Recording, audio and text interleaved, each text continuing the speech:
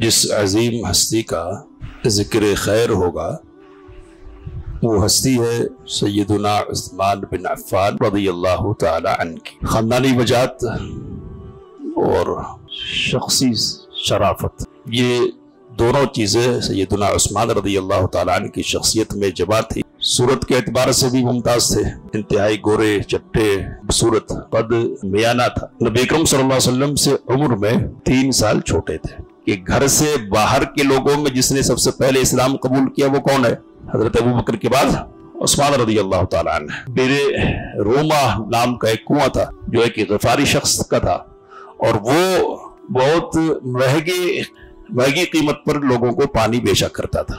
نبی اکرم صلی اللہ علیہ وسلم نے تحریک کی اور کہا کہ جو اس کنویں کو خرید لے اس کے لیے میری طرف سے جنت کی بشارت ہے۔ تو سیدنا عثمان رضی اللہ تعالی عنہ نے 35,000 درہم میں 35,000 درہم میں اس کنویں کو خرید کر مسلمانوں کے لیے وقف کر دیا۔ سخاوت کا ایک نمونہ۔ علم الانسان ما لم يعلم، آئے گی ہمارے سامنے۔ تو یہاں بیرے روما نام کا ایک کنواں تھا جو ایک غفاری شخص کا تھا، اور وہ بہت مہنگی قیمت پر لوگوں کو پانی بیچا کرتا تھا۔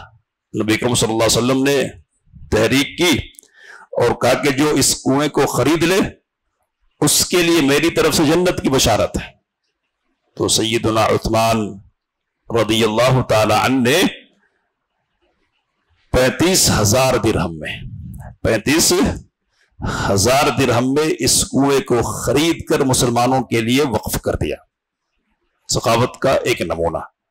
200 اونٹ کے بعد مزید 100 اونٹ آپ صلی اللہ علیہ وسلم کی خدمت میں حضرت عثمان رضی اللہ تعالی عنہ نے پیش کیے۔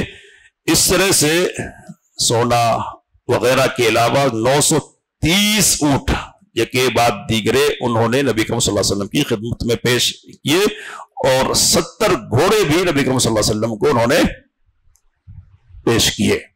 تو اس موقع پر نبی اکرم صلی اللہ علیہ وسلم نے بار بار سیدنا عثمان رضی اللہ تعالیٰ عنہ کو جنت کی بشارت سنائی، اور ساتھ میں نبی اکرم صلی اللہ علیہ وسلم نے یہ بھی فرمایا کہ ما ضر عثمان ما عمل بعد اليوم، آج کے بعد عثمان نے ایسا کاروبار کر لیا اور اتنی دولت جمع کر لی ہے کہ اب ان کو کچھ فرق ہی نہیں پڑتا کہ یہ کیا کر رہا ہے، کچھ بھی کرے ان کو نقصان پہنچنے والا نہیں ہے۔ کوئی ان کے اندر ثواب کے اعتبار سے اور جنتی ہونے کے اعتبار سے فرق پڑنے ہی والا نہیں ہے۔ تو یہ سخاوت کا ایک قصہ ہے جو مشہور ہے اور ہم سب جانتے ہیں۔ نبی اکرم صلی اللہ علیہ وسلم کے زمانے ہی میں واقعہ پیش آیا کہ ان کے 100 اونٹ غلوں سے لدے ہوئے 100 اونٹ غلوں سے لدے ہوئے مدینہ آیا۔ مدینہ میں غلوں کی شدید ضرورت تھی، تو اس لیے مدینے کے جو تاجرین تھے ان کو معلوم ہوا تو وہ بھاگے ہوئے عثمان رضی اللہ تعالیٰ عنہ کی خدمت میں پہنچے اور کہنے لگے کہ ہم بہت زیادہ منافع کے ساتھ آپ کا غلہ خریدتے ہیں۔ کہا کہ کتنا دو گے، کتنا نفع دو گے؟ کہا کہ 2 گنا۔ کہا کہ بس اتنا ہی یا اس سے زیادہ بھی دے سکتے ہو؟ کہا کہ 3 گنا۔ کہا کہ بس اور بھی بڑھا سکتے ہو؟ کہا کہ اس سے زیادہ نہیں ہو سکتا ہے۔ حضرت عثمان رضی اللہ تعالی عنہ نے کہا کہ پھر تو میں نہیں بیچنے والا ہوں، اور پھر کہا کہ میں اس شخص کو یہ غلہ فروخت کروں گا جو مجھے 10 گنا اس کی قیمت دے گا۔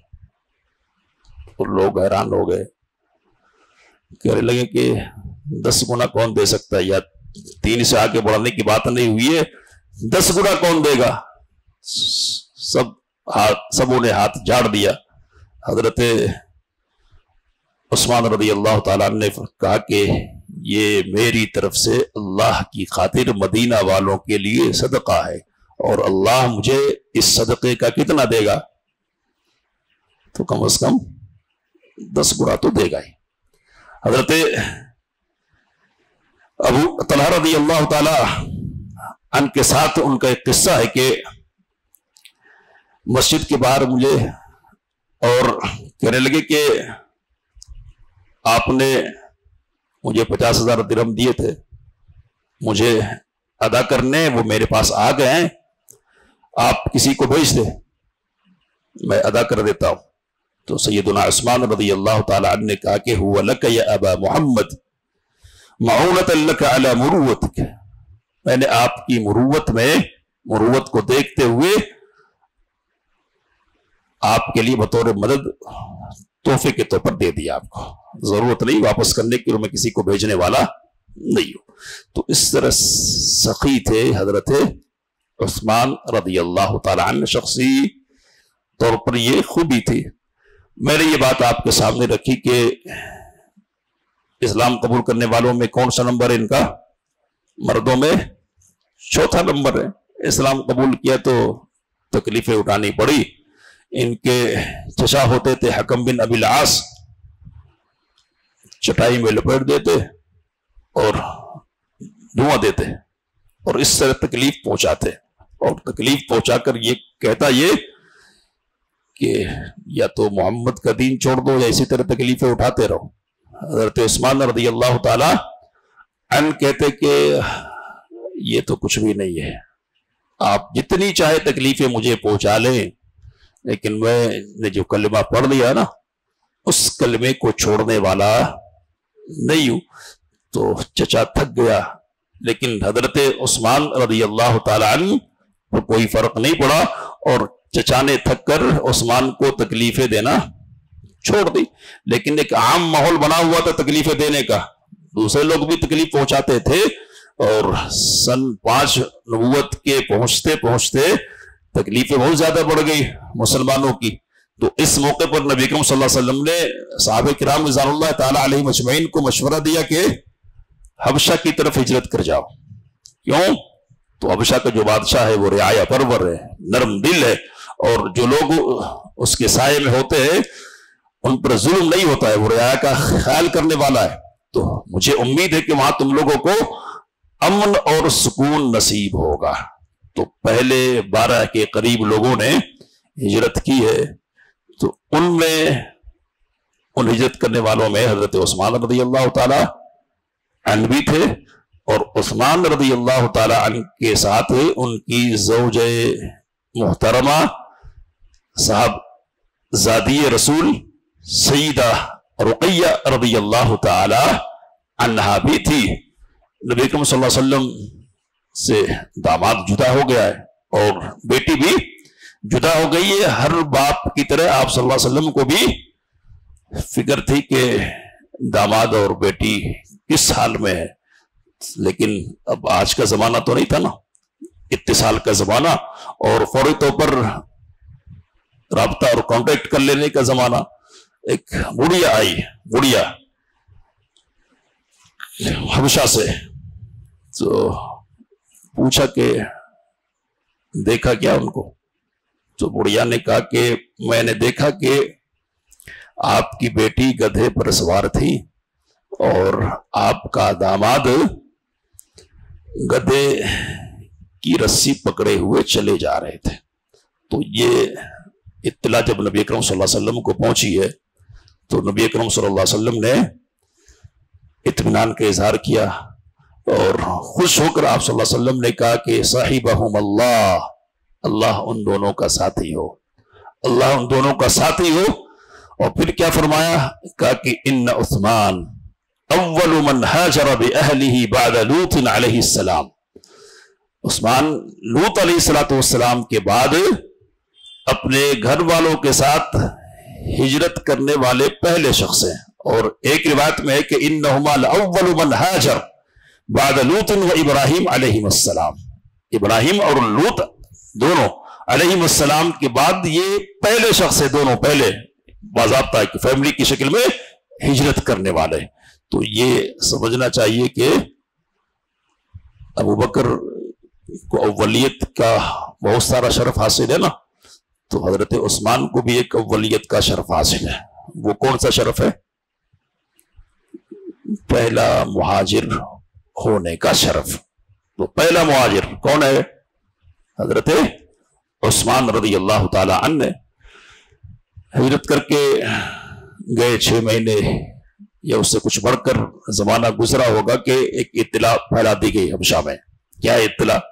کہ مکے کے لوگوں کا رویہ چینج ہو گیا ہے اور بہت کچھ فرق آ گیا ہے، اور اب مکے کی سرزمین مسلمانوں کے لیے ذرا ٹھیک ٹھاک ہو گئی ہے. تو کئی لوگ واپس آ گئے.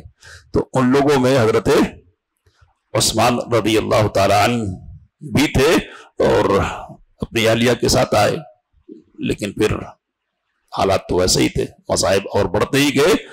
تو جب مدینے کی طرف ہجرت کا حکم ملا ہے نا، تو حضرت عثمان نے اپنی اہلیہ کے ساتھ مدینے کی طرف بھی ہجرت کی. اس طرح 2 ہجرت کا شرف ان کو حاصل ہے. اور پھر مدنی زندگی کی کہانی شروع ہوئی ہے. ایک بات کہہ کے بات ختم کرتا ہوں، انشاءاللہ باتیں ہوں گی. کہ پہلی لڑائی جب پیش آئی ہے نا، تو اس موقع پر سیدنا عثمان رضی اللہ تعالی عنہ کی زوجہ سیدہ رقیہ رضی اللہ تعالی عنہ شدید بیمار تھی، اور ان کو حضرت عثمان کی توجہ اور تیمارداری کی ضرورت تھی. نبی اکرم صلی اللہ علیہ وسلم نے فرمایا کہ عثمان آپ جنگ میں شریک نہیں ہوں گے، نہیں نکلیں گے ہمارے ساتھ، اور اس جنگ میں مال غنیمت کے طور پر جو کچھ بھی ملے گا وہ اس میں آپ کا بھی حصہ ہوگا. سیدنا اسامہ بن زید رضی اللہ تعالی عنہ کہتے ہیں کہ